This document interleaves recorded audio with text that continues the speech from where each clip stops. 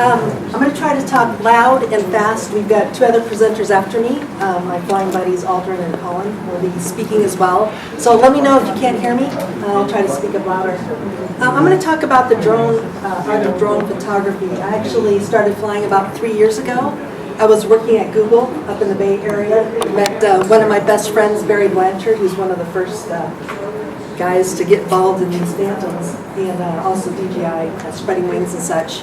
So he was having so much fun with these quadcopters. And I'm a wildlife photographer, so I would photograph his drone up in the air because they look like little birds. And then I decided, you know what, this looks like so much fun. I think I'm going to start doing this too. So let me just show you a few things. This is my family. How many people name their drones? Anybody? I know there's a few. That's right, yes, exactly. Just be aware, when you name your drones, they become your pets, okay? So these are 3 of my drones currently. My very first one was Amelia. She was a Phantom 2 Vision and then a Phantom 2 Vision Plus, Bessie. This is a game changer, this one here, because of the gimbal for nice smooth video. Currently I have Cleo, she's up on the table. And as you can see, I'm going through the alphabet. So my next one is a P4, and the name will be Dorothy. So I've got them kind of planned out here. So I'm going to talk kind of quickly about why these flying cameras are so exciting to photographers. Looking down, looking for shadows. I'll talk a little bit about creative post-processing, going to interesting places, and also photographing your drone. So some of you folks might recognize this. This is actually Wind and Sea in La Jolla. I've been there many times, but I've never seen a perspective like this. And this is what excites me, is I'm seeing different things down below. I'm starting this A through Z thing with letters in the alphabet, which I used to do with my big DSLR camera. What altitude? I'm sorry? What altitude are you at? I don't know, maybe 75 feet or so. But I like to title my images. This one's called Pointing Out to Sea. This one's just a little ways up. This is Howling Wolf.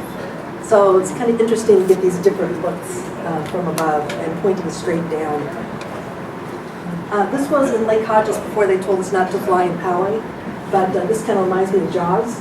And then who knows what this dock is, but I love looking at things from above. Salton Sea is a great place to go. This is a place that is just falling apart. So every time you go there, you'll see dilapidated buildings and things just crumbling to the ground. But being able to fly over these buildings and looking down inside is really exciting for me. Getting interesting shadows. Again, a totally different perspective than I could ever get from the ground. Some of you folks might know where this is also. Lake Hodges. There's a snake. I've never seen it from there.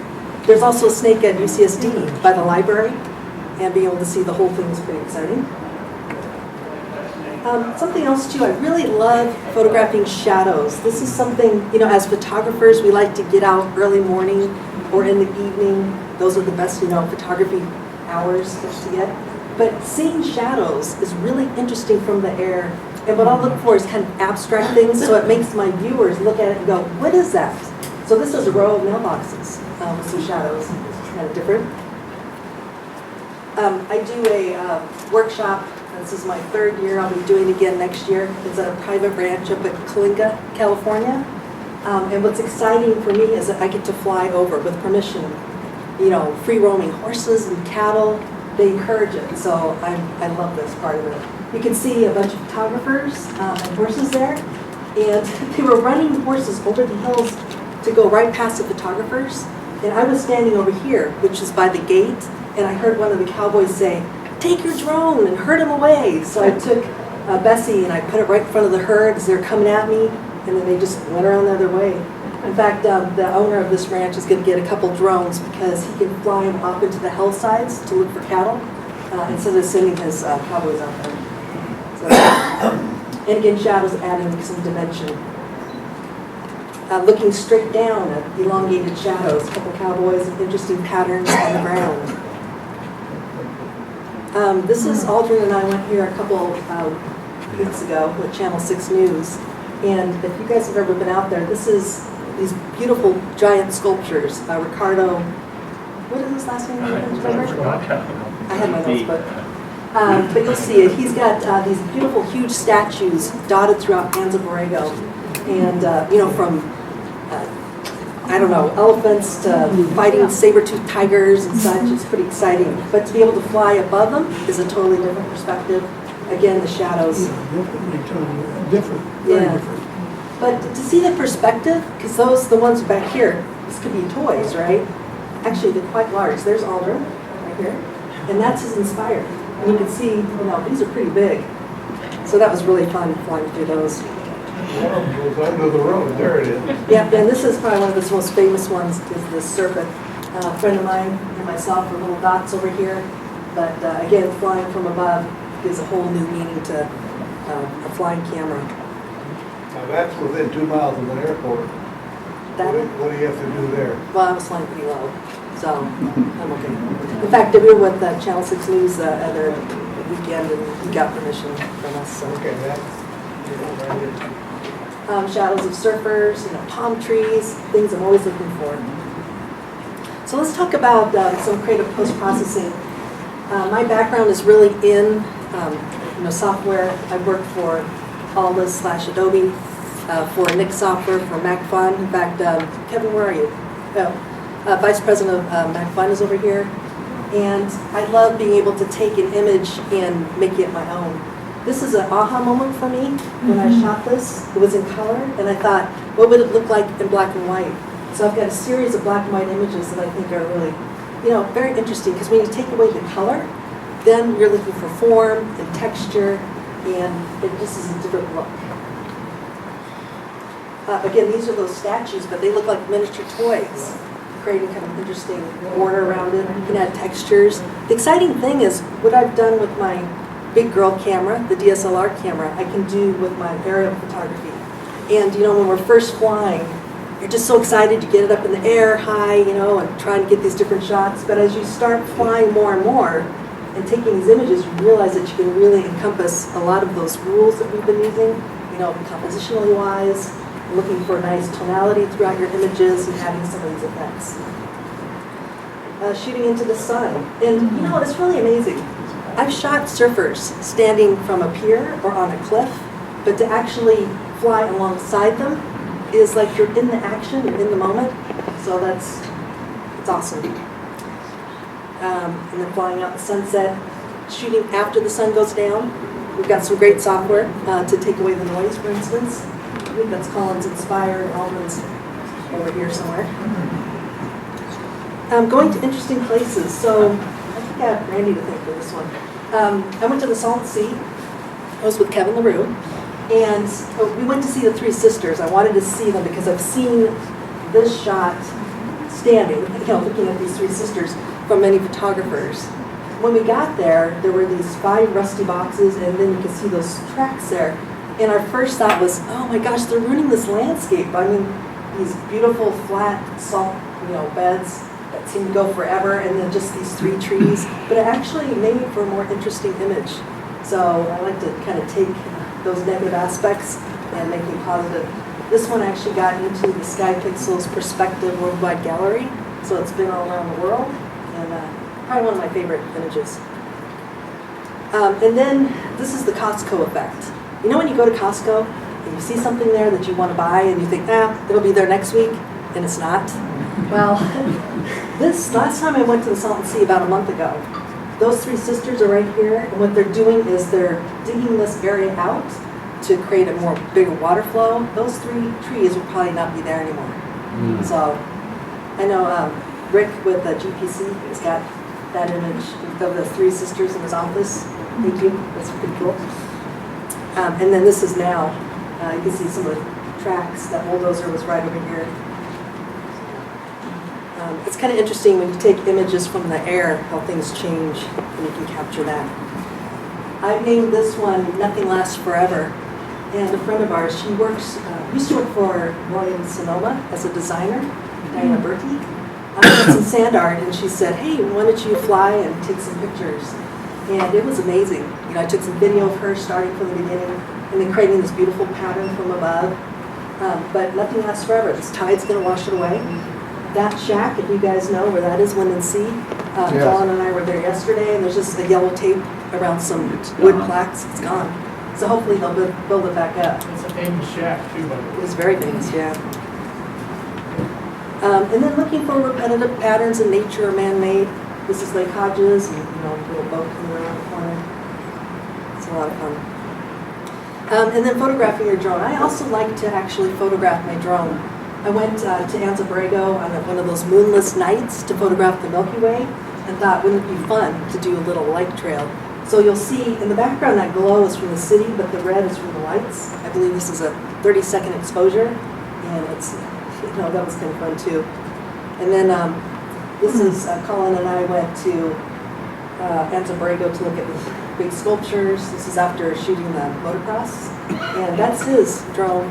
Looks like a little wizard hat. And I don't know what's going through the neck. That looks fun. And that's also Colin's Phantom. This is at Del Mar. I think we were visiting, or he was visiting MacFun at the time, so we took it to Del Mar. So it's fun to photograph drones in the air as well. You guys recognize this guy? This is, I believe this is the second time Russell flew a Phantom. And I love this photo because it shows the joy, excitement of flying a drone. He just really got into it. Of course, he's such a ham. It's so fun to photograph him. I'm saying pose, but that was great. I did not fly in Yosemite, but I do take some of them as models. So you can see a little photographer down there, and she's sitting up there. Kind of a nice background. So just to kind of wrap this up, DJI, I think of every time I fly my copter. It gives me a whole new perspective on photography, flying camera. When I first started this, I only knew a couple women that were flying. We developed this Facebook group called Amelia Drone Hearts, and now we've got over 300 women now. So it's a sport, it's fun for everybody. So I want to encourage the women to fly as well. Randy's talked about the Sky Pixel. So there's Randy. There, he's on there. And then some of the products that I do use, Rick with GPC Go Professional Cases makes these great cases for drones. He's here today, and a good friend of ours. Appreciate him very much. The Nick collection, that's, I've been teaching the Nick software probably for about 8 years, done a lot of webinars. You might recognize my voice on some of them. I know some of you saw that. But I love using these. I actually use some of these products in almost every one of my images. They're free now, so there's no excuse for you guys not to use them. MacFun is also great plugins, as I can attest for Ken. I love Tonality Pro, that black and white image you saw before. I used Tonality Pro on that. And of course I use Lightroom and Photoshop. If you want to learn more about me, I've got a website, Images by Laurie. I'm doing workshop and classes. In fact, I am teaching a couple classes at Nelson's here in San Diego on wildlife photography and zoo photography. And I've been asked by NAPA, which is a nature society, their summit next year in Florida. I've been asked to talk about drones to nature. So that'll be fun. And so let me just end it here. I love quotes. Ansel Adams said, "A good photograph is knowing where to stand." I say a good photograph is knowing where to fly. So, anyway, thank you very much. Oh, well, I just got a GoPro probably a few months before that, and it holds a GoPro. So, same thing that Randy mentioned is I literally bought a Phantom 1, strapped a hard-mounted GoPro to it, threw it up in the air, vibrations everywhere. It didn't matter because you were seeing something that no one else has pretty much ever gotten. I like to fly around that 100-foot mark, like you said. And before this, you'd have to rent a helicopter, right? And even helicopters couldn't get the stuff that we're getting now. So when I started doing it, I was really into the ocean, right? I was into taking it over the water, over the beach, and I got into a lot of multi-layer, or at least panoramic views, right? Panoramics are, of course, big for landscapes. So the one thing I wanted to do was, try to figure this out. But as the years went on, and we were finally able to do FPV, which is first-person view, before that I wasn't able to see anything. So like you mentioned, you would literally throw the GoPro up there, and then run home, plug it in, and hope you can just pull anything from like a video footage or a still. But even how horrible the footage was because of the vibrations, you were still in amazement because of the fact that you shot something that no one else has seen at a particular angle. So right then, I was pretty much hooked. I was pretty much invested. Tried doing my research in San Diego. No one was around that actually would repair these things. Until a couple months later, a company that I go to a lot, which is Easy Drone, over in Miramar, they started opening up shops. So we actually have now an actual shop here in San Diego. There's actually a couple that exist now, but back then it was, we were trying to just rig up anything that we could to make it work. So I'm just going to talk a little bit about multi-layer panoramics. That's what I like to do. And just to give you a little bit of background of how I shoot and why I shoot them. And I'll show you some sample images, and I'll actually take it through Lightroom really quick just to do one sample and just show you a couple tweaks and tips that I like to do when I shoot these panoramics. So first and foremost, I like to just go out there and find that one center shot. So as you can see, I always go at least just try to find my subject matter, find that center image. And at the end of the day, I want to make sure that if I'm framing one shot, because of the fact that I don't know where I'm flying half the time as far as regulations goes, because this is also a while ago where FAA wasn't really cracking down on us, I knew I probably had like a 5-minute window, 5 to 10 minute window to get something. So for me, I wanted to make sure I got at least the one shot. So if I had to bring it back in, I'm happy with that one shot. But while I was out there, I want to be able to go, okay, well, I like to tell stories, right? For me, photos tell stories. But how do I tell a bigger story? How do I convey my story of where I am with one shot? And sometimes it's great. People just say, why don't you just fly further back? And you can get everything, right? You have a GoPro, it shoots wide. That's true, but you also end up with one photo, and your subject matter is really far away, so details are lost. So I like to fly fairly close to my subjects, and then start sweeping across, right? So I'll basically fly out to my center shot, and then I'll pan across, and I'll take a photo at certain intervals. And I'm just going to show you here, you can kind of see the overlap. People always ask me, like, what's the best overlap for panoramics? And I go, there's no answer, because your distance determines that, in my mind. If you're really close to a subject, you can't just shoot here, then shoot 50 degrees this way. It just wouldn't stitch right. So I always find myself just overshooting, right? You can always delete. You can't always reshoot. So I think that was the biggest thing with digital, is the fact that we now have that flexibility, right? So this is just the idea of a single layer panoramic shot that I did. Like I mentioned, shoot raw. All the Phantoms now, they all shoot raw. Same with Inspire. Just to give yourself the most flexibility in post. And the biggest thing that when the Phantom 3 came out, which was huge to me, which didn't happen before, is the fact you actually can tilt the camera up now. So if you're flying up to a subject that's fairly close to you, you can actually tilt about 20 degrees up. So for me, of course, most people, right, when you shoot landscapes or you shoot ocean shots, you want to get sky. And it was really hard to get sky back in the day. So now you can actually get close to a subject and point the camera up. And I'll do a top layer. So this will be my second layer of my panoramic. So this is already, I did my first one, which is my middle shot. I'll do a top shot. And then I'll also do a bottom shot. And the bottom shot's pretty much just getting, like, for here, since I was over Mission Bay, I was just really getting more water. But the big thing was, when I started doing these multi-layers and when I started doing single shots, or single layer panoramics, I felt these are still amazing photos, right? But I started, depending on where I flew, I started cutting out certain things. I wasn't flying maybe further back. I needed to fly further back. But now I was able to tilt the camera down and get that third layer. So for me, I feel like the complete shot is now when you can bring stuff like this in, right? This is what you'll normally see for a panoramic, but now I'm able to point it up, get more sky. I'm able to point it down, finish my lines. Because I think for me that was the biggest thing. I like seeing panoramics. I hate seeing lines broken up, right? You'll see a really nice trail or a really nice train track in a shot, and all of a sudden it's like, oop. So for me, that was one of my biggest gripes, was panoramic shots that started just cutting these things off. But now, shooting with multi-layers, merging all this stuff in Photoshop and Lightroom, and I'll talk about that quickly. It makes it a lot easier now in post-production. This is just another shot. This is a 2-layer shot I did over at Crescent Bay with Colin. Flew all the way out in the water. The great thing is too, you actually don't need to be that far out. It may look like I'm really far out, but I'd probably say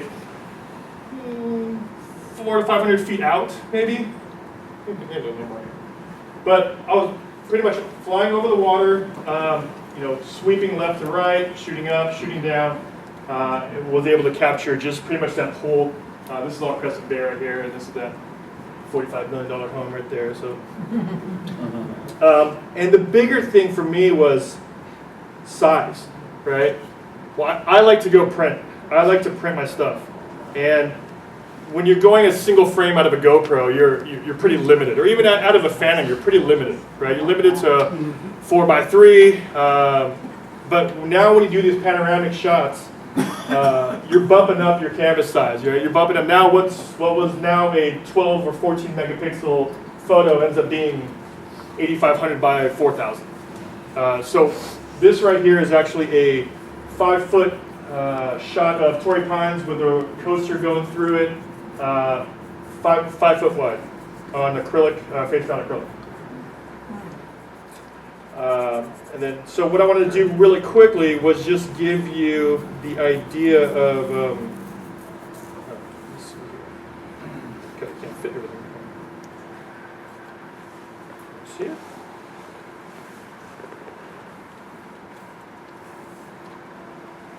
Oh. That's not showing. Can't pull at the bottom. But it's okay. But this just gives you an idea. So what I'll do here is to show you just really quickly of how I shoot. This is actually what I call a 2-layer panoramic. So here I am. I find my center shot, right? I wanted this street to be center shot with the hut, and this is actually when I think we went out. So we have the hut over at Wind and Sea. I wanted this to be my center shot. So no matter what I flew, where I wanted to fly or what I wanted to get, I knew that this is my center point. So every time I fly, and I pretty much will scan the landscape and find my center point. And ideally, if you guys have the opportunity to just walk to the center point, do that. Because of the fact that if you're flying and you're hoping, I'll just get there with, just fly it over there. It's always good to just go to that center point if you're able to get there and just fly straight. It makes life a lot easier. You're less worried about trying to compose everything through the app. But the app does an amazing job with grids. So you can actually turn on grids while you're looking at your iPad or your phone and pull up like your rule of thirds, and you can pull up all that information on there and line your shot up, which is really good. So this is basically me flying out a few hundred feet out into the middle. I wanted my center shot, and I'll just kind of show you how I shoot. This is only a 2-layer, so I wanted to make sure that my composition was fairly above center, but I wanted to get enough ocean, and then I'm leaving my sky for last. So this is me just shooting with the Phantom 3 and shooting all the way across one way, and then shooting all the way across the other way, and then now shooting up. So tilt the camera up. Now I'm getting pretty dramatic skies in my shot, and then once I'm able to do that, then I come out with something like this. Beautiful. Once you finish the stitch in Lightroom, which is really good, and they came out this newest version with a boundary warp. So if you've ever tried it, basically do a photo merge in Photoshop or in Lightroom, and there's going to be a little slider there. So if you ever do a merge, basically what happens is it'll stitch everything, but you get these like awkward spaces on the outside because of the way it's stitching everything together. But now boundary warp in Lightroom, you actually just hit the slider over and it actually fills everything up, and it works amazing. But at the same time, after I'm done with this, do as much post-processing in Lightroom and Photoshop. I'll then take this into Photoshop, zoom in about 1,000%, because you're always going to see some little things that the stitch did not do correctly. And if you don't do that, then you're going to end up finding like, oh, this is great, and all of a sudden you see like this house that's like, like this, right? So always, after you do like a stitch, zoom in, look at it with the magnifying glass, and just comb through your photo. I'll just show you a couple images here. Scripps Pier. This is another 2-layer one. Coronado, so if you guys don't know, just to the north of Coronado Hotel Del is actually these dunes. This was a top-down shot of me shooting right above it, but these are actually 15 photos stitched together. So this is like one photo right here, photo, photo, photo. So this is me flying across. I know it's near the base, so we'll not talk about that, but we'll basically. But yeah, so the stuff that, with the panoramics, with Lightroom, I mean, the stitch came out pretty seamless. Is that near the Sparkles Mansion? Sparkles Mansion? I'm not sure. No. No, I don't know about that. Yeah, so this is another one. This is, I think, Fletcher Cove. This is me actually flying down Fletcher Cove, stitching that together. So it's almost like I'm pretty much mapping the area. Same thing, sunrise over at Hotel Del. Friendship Gardens over in Balboa Park. Scripps Pier again. I like that place. Really friendly. Oceanside Pier. And this is same thing, Oceanside Pier. So another one of these shots where flying out, and one layer is pretty much this half. Second layer is sky. It wasn't that great, but it was a great day to fly. Scripps Pier again. And then I don't know if this kind of went viral, but it's basically SS Monte Carlo over in Coronado when it came back out after the El Nino storms a few weeks ago, or maybe a month ago. We were there with Channel 6, and I was able to fly over that as well as with Colin, Laurie, and Gary from Channel 6 gave us clearance to fly in the area, and we were able to get basically the first photos of SS Monte Carlo being uncovered this much since, I think, 2010. So that was exciting to definitely see and shoot. And that's about it as far as my post-production goes. I just want to thank, same thing, GPC. They do all the bags, and for all of our drones, as well as Randy. It's awesome that he came down here, I mean, literally just for the day, going back to China for all of us here. So if you guys don't know, I have a book, San Diego Aerial Drone Photography book, that I published. If you guys are interested in that, my information is here, as well as my social media stuff. So feel free to contact me if anything. Do you have any questions? Yes. Yeah, on most of your panoramas, you're keeping the drone stationary and but your straight down shots. Are you doing the same thing, or do you move the drone horizontally? When I talk about, so I'll put this back up in a second. When I'm talking about stuff like this, let me show you. For instance, so for instance, Coronado. I'm flying right above this area with my camera pointed straight down. And I'm basically taking a picture and flying it this way, taking a picture, flying it all the way across and stopping. And I'm basically framing everything through the app. So with my grid in the app, you just almost fly it to the grid. And you're able to map this out. So this is 2 rows and flying it across this way. When I talk about like these shots, I'm posted up right in the middle. And I'm literally having it just hover there and doing my sweeps left and right, pointing up, and then pointing back down. So pointing the camera or pointing the airplane? You just have to think of it as just, this is on a ball head tripod. And you're sitting there in the middle of the ocean and just turning it. A very tall tripod. A really tall tripod. That's probably drifting How about would 10 it look feet. differently if you flew left to right or right to left, as opposed to pan? It was definitely going to be, stitching is always going to be the tricky part about that. I think when you're able to, depending on how the perspective is when you're shooting straight on, I've done that multiple times with piers, flying on the side of the pier and trying to stitch that together. But if you really go and find detail, you start seeing angles of the pier that are off, right? You start seeing, because of course your center shot's always going to be dead center, then you're going to see the angle of the pier, and when it stitches, sometimes that angle doesn't match up correctly. So there's certain things like that that you might run into. Something like this, same thing. I'm flying. I started out the water. I took a picture, pointing straight down, flew it about another 100 feet this way. Took a picture, and then I was able to process all of that in Lightroom. And then there's the vertical panoramics, which DJI's Romeo is very infamous for, because I think he was one of the first ones that really got into this and started doing this. But it's along the same lines of what I'm doing with my other ones, but this time I'm just keeping it stationary in one area, pointing straight up, taking a picture, and then just pointing the camera lower and lower and taking photos. So as you can see, I'm looking straight at the tower on the top, but now I'm looking straight down on the building down below. So that's what we call like a vertical panorama. Yep. When you're shooting dynamic elements like the waves when you're shooting offshore and you're doing your stitch, aren't those waves going to change between Definitely. shots? So how do you handle not getting a blur effect? Or You will. I mean, you know, a lot of times you will. The software does an amazing job, I'll be honest with you. But at the same time, that's where you going in and zooming 1000% to look at it. Because you'll see sometimes it looks great on this distance, but once you zoom in, you'll see a wave overlap, right? Or you'll see something, a hard edge, and all of a sudden you see the color difference. You definitely have to go in there. So Photoshop is your best friend, right? Clone is a really fun one. So you're gonna have a lot of that, definitely. Okay. Are there any other apps that you use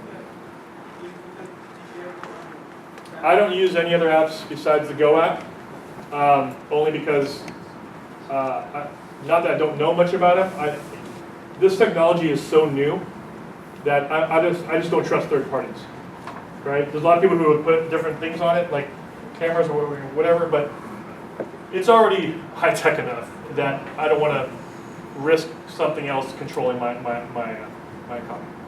You know, in terms of like educational content, you guys know you have Photoshop Cafe for all that. So Colin covers all that stuff. Yep, and Colin will talk about it. Yeah. One more than we're going to Colin. Yes, I do. Mostly for video, but I will do. Polar Pro has a 6-pack set, anything from a CP filter all the way to an ND32.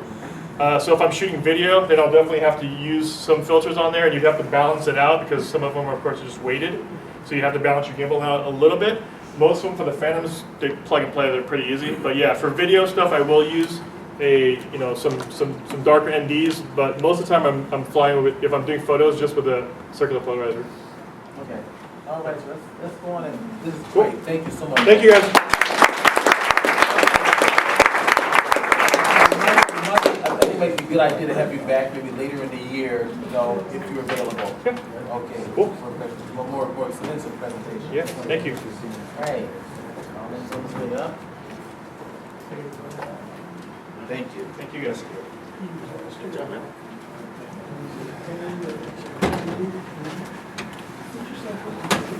Because they kind of look at you, like they want to ask you questions and they think you work for NASA. And I remember going through TSA one time and then one of the TSA guys goes up to me and goes, "Did you see the movie Gravity? Do you think that was pretty realistic?" And I'm like, and I was not going to tell him I didn't work for NASA, but I actually got a lot less hassle. So if you do that, get a NASA sticker, put it on there, good to go. All right, so what happened is, I started off on the original Phantom. Russell Brown got me into this. It was something he wanted me to do. We did the first ever workshop. It was at Photoshop World, and I didn't even have a drone. And Russell was like, "Hey, would you teach the video side of drones?" I'm like, "I don't have a drone." Well, can you get one? I'm like, okay. So he got me a GoPro. I got a drone, and I flew the first one. As Randy mentioned, no FPV. I mean, we just flew it up there in the air and just pointed it, and it's running either video or it's doing time lapse, and you just hope you get the shot. So one of my first times out, I'm out there, I'm rolling video, and I get this on my GoPro. I see this pelican comes flying, and this was sent to make me an addict. Like, get me hooked early, right? It's like, you get the guy on the craps table, for the first time, everyone wants to bet because of the beginner's luck. So literally, I have not been able to recreate this hundreds of times going out. And this was only 1080, so this was a still frame from video. I was flying from my GoPro, and I saw this guy, and this is, I edited it, stupid. I should probably go back to the original, because what I did is at the time, drones were new. I was like, oh, let me take the shadow of the drone out. So that's the only alteration I did there, is I took the shadow out of the drone in the library, where I should have probably left it there. But anyway, so I saw this guy flying up towards me, and I knew it was going to happen. I knew I had the shot. This guy didn't care, just cruised right underneath, and I was just like, oh my God, that's like literally, I think it was the second time out flying. And then a couple of times after that, that drone ended up swimming in the Pacific Ocean. And then I moved on to something similar. So one of my first panoramas, and I think I was using the Vision at this time, and this is horrible. I mean, it's a beautiful location, but I was using the Vision camera, not the Vision Plus, and it was the first DJI camera. And at that time, it was amazing because I had FPV. I could see what was going on, and this is a big panorama of Honolulu and the little craters. But look how the sun is like just completely blown out. And at that time, it was all about like, wow, how high can I go? And it was just a novelty of being up in the air and having this view that you'd never had before. It was just so exciting. It was like, like HDR. First time you do HDR, it looks like, this, I'm trying to think of a nice word, but when you overdo it, right? Because it's the novelty factor. So at first it was like, it's so exciting to get up high, shooting in the middle of the day, it's just like 3 o'clock in the afternoon. And then pretty soon that novelty wore off, and then I realized, hey, the same principles I do in photography need to apply to my aerial photography. I can't be lazy just because I've got a view that nobody's ever seen before. Because eventually that's going to get old, we've seen that. So then I was like, okay, well, number one, why would I fly in bad light? I don't shoot in bad light with my DSLR. Why would I shoot in bad light with my quadcopter? So, and then you start thinking about things like composition and things like that. So, here's one of my newer ones. Well, actually, this is not a newer one. This is another one for GoPro. But I start to think about composition here all of a sudden. So this is a GoPro with the Phantom 2. So this is still one of the earlier ones. And, but notice I'm flying low. I'm like, a lot of these guys are flying, talking about flying 100 feet. I'm flying 30 feet, 15 feet. Like sometimes I'm flying 5 feet. I mean, I love being able to put my camera exactly where I want. See, look at this. I'm at like window level. And by the way, notice I can't see the people inside those houses.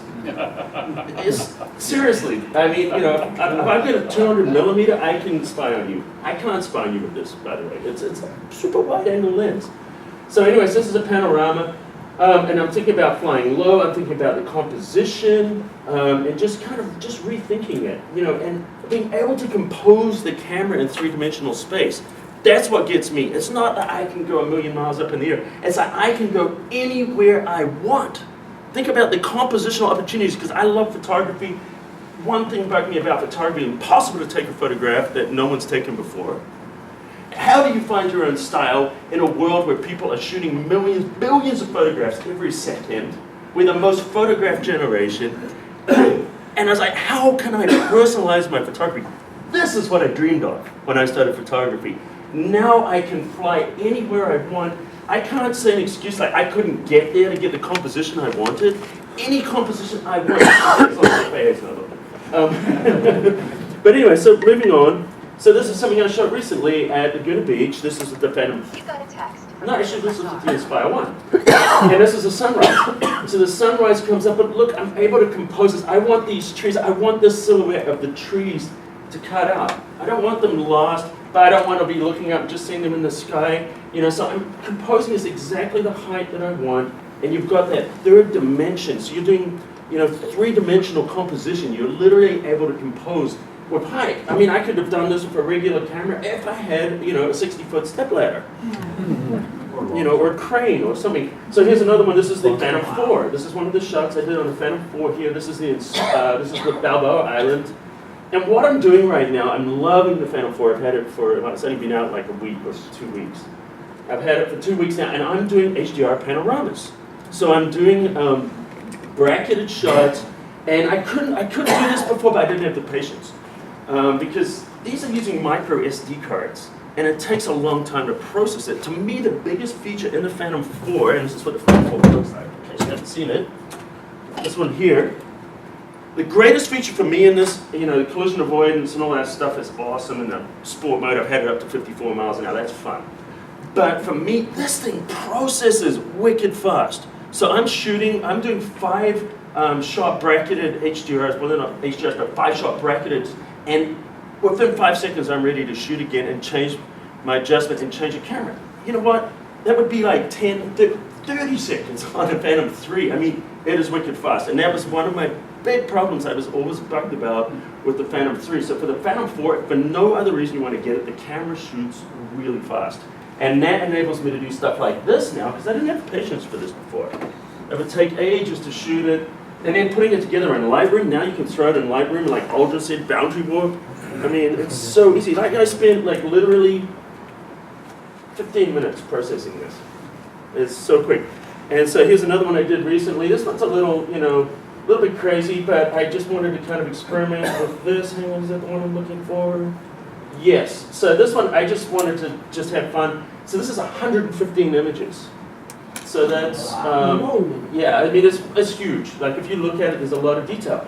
But what I care about is this, you know, I'm doing sunsets. They're calling my friends, Laurie are calling me Sunset Colin. Just put a sunset in it, everyone loves it. So I love sunsets. I don't like shooting in the middle of the day, it's boring. I like these colors, I love these powerful clouds, I like the sun, I like the way it sweeps across.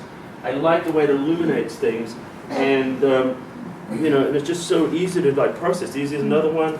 So this is a, you know, kind of like what Aldryn does. It's a layered panorama, but it's more square. That's actually just 4 images, but each image is 5 shots. So that's 20 shots. So each one's a 5-shot bracketed HDR, and I just merge them together into square. And, you know, and I'm actually enjoying not doing long panoramas. It's kind of, you know, you go through different phases, right? So this is my phase right now. It's a particular style I'm doing. It's kind of very painterly. And I'll tell you the secret to this is dodging and burning. It's the same process that I would do with my DSLR. I put the same attention and care into processing it. Just because it's an aerial, you can't get away with just the novelty factor. You know, so here's another one that's just kind of interesting. I've seen this building a million times, but I've never seen an angle like this before. And it just really shows, you know, how interesting it is. I mean, I would not want to live there, just so you know. And here's another one. Let me just scoot through these. Also art, you know, you can apply. This was in Balboa Island, and this was a foggy morning. And so it was a sunrise, and the fog came rolling in, and I could see these boats, and I'm like, you know, it was just beautiful. I mean, I love fog, I love atmosphere, and to just be able to fly there. I was about 500 feet away from where I was standing, but notice how low I am. Very, very low. A lot of my stuff I'm low. My friends freak out. They're like, because they're like, man, you're gonna crash in the water. I'm flying, I'm like, I can't see ripples on the water, I'm too high. You know, it's a joke, but here's another one. And this one here, I'm literally standing like 5 feet from my copter. I just flew 5 feet straight up and then took this picture. And, you know, it's like, I mean, if I had a big pole, I probably could have done a regular camera. And then did some processing, you know, and doing the same kind of processing that you do in Photoshop. This is another one with the Phantom 3. I just loved the way the light was coming down and getting that water there. I love clouds. You'll notice most of my stuff I'm doing water. The golf course, dodging and burning. See how it puts that dimension in there? Griffith Observatory. This is really funny. This is one of my earlier pictures. This is like before FAA knew that we were even flying. There's a Hollywood sign back there. And I mean, like literally there was no rules, there was no regulations. It was Wild West back there. And this was another one for GoPro, and no FPV, very early. So I photographed this, and I have like no one like cares about my photos on Google+. I have no footprint at all. But this one here, I woke up in the morning, 1 million views in one night on this photograph. And within the next 2 days, I got another million. So I got 2 million views on this photograph within 3 days. I never would get that with my DSLR photos. No one cared that much about it. The funny thing is, it turned out it was a bunch of kids, and it was the building off Grand Theft Auto. They're like, hey, that's the building off GTA. That's really cool. So you know, this is the kind of stuff I like to shoot. This is just with a little Phantom. And if you process these little cameras, you can really get some nice results out of them. You know, this is an earlier one, LA, and I love the way this is all snaking. You know, you just couldn't get photographs like that in the past. It really excites me, inspires me, and I'm zooming through here really fast. This is the X5. Notice how crisp and sharp it is. And I'm actually using the 45 lens on it, which is the equivalent of a 90mm lens. So I'm able to get them really close and get these nice little detailed shots. And one of the things I always do is when I'm shooting sunsets or whatever, I'm always, here's the marine layer coming in, but I'm always looking for a foreground element. If you shoot the sunset by itself of the ocean, that gets boring really fast. So always look for that foreground element to kind of build a more interesting composition, put a little more depth in there. Here's the other one, I call this one explosion, volcanic water, I think I called it.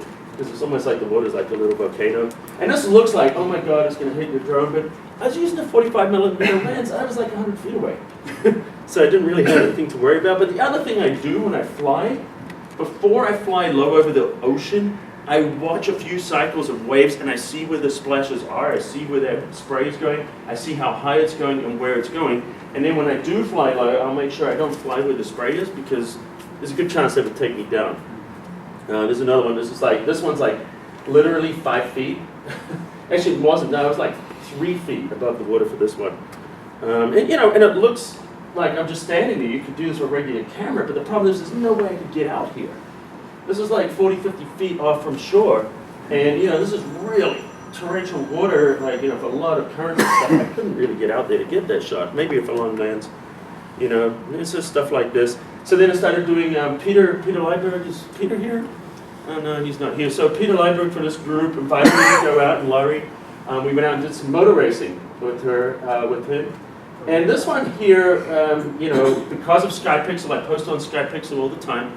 And last year, Time picked this up and named it one of the 15 most beautiful drone pictures of 2015. And I was like, wow, I was blown away. How many pictures, how many? That's just one shot. That's just one photograph. There's no panoramas or anything going on there. So you can see the motor racing here, the cars going around, the people, just, once again, I'm looking for that beautiful sunset to make it interesting. So we did the drag racing, with permission. This is all like with permission from the track manager and the drivers and stuff. So we were shooting the drag racing. This one was Bakersfield recently. Wow. So these are the funny cars. These are 5,000 horsepower funny cars popping the chutes at 250 miles an hour. Wow. And I'm shooting that from my Inspire 1 using the X5 camera. And people say they look like gorillas chasing the cars, and it's like they do, like Spider-Man gorillas shooting like stuff at them. How fast was that shot? Yeah. So and then once again, this is we did the motocross, Laurie and I over there recently, and see how I can get just shots like this that you just couldn't really get before. It's just fun. So I just wanted to just kind of rush through that and just kind of show you a few little pictures and some of the things I'm doing. You can find, obviously, on Photoshop Cafe, I have a lot of tutorials. I post a picture. If you follow me on Instagram at Photoshop Cafe, every day I post a new aerial picture. And also on Facebook, I post one every single day. SkyPixel, I'm posting pretty much every day. You can find me, Colin Smith, of course. And also, I have videos. This is my second training video. I did 2 of these on the DJI products. The first one I did was the DJI Phantom Handbook, Aerial Photography Video Handbook. It's like some ridiculous name, but I wanted all the keywords to search. And so that one was with the original Phantoms. It was 9 hours. Then recently I redid this one for the Inspire 1 and Phantom 3, which is another 9-hour video. And this covers everything from the setup, from the equipment, to how to fly, how to work with the software and the app, how to set everything up properly. And then a lot of it also focuses on post-production. I show you how to work with Lightroom, with Photoshop, and with Premiere Pro to do all your post-production. So I have that. I have these available today. I also have the Lightroom CC, that's 13 hours on Lightroom A to Z. And I have the Photoshop CC for digital photography. So this is Photoshop, another 13 hours. So these are very comprehensive. I should do shorter videos. These sell for $100. If any of you want, these $50 each today, half price, and I'll take credit cards. I know that sound like a real salesman right now, but I got to pay for my train fare. So if you guys want to get some of these, come and see me afterwards. And thanks. There's a question over here. Oh, questions? Yeah.